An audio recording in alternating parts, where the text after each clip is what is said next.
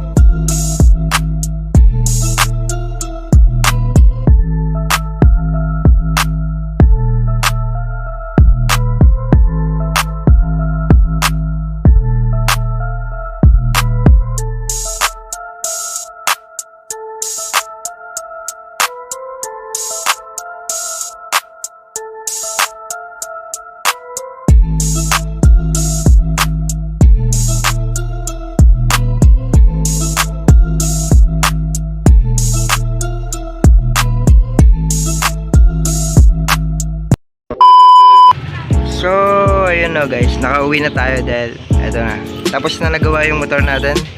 Bali, ito na siya ngayon. Ayan. Ayan.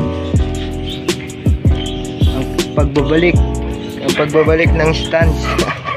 Bali, ito yung ko dati kong spare. Pasok mo lang sa loob, masyado mainit dito.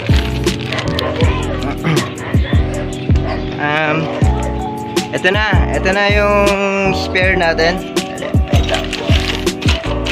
Ang mga pinalitan. Ito yung FTC natin. FTC. Tapos yung shock. Ayan, nandiyan. Plastic na. Siguro baka ibebenta ko na lang to. Benta ko na lang siguro para may pera rin. Out na sa quit. Quit na sa stance. So hanggang dito na lang yung vlog ko. Sana nag-enjoy kayo sa panonood. Thank you. Like, share, and subscribe. Thank you. Woo!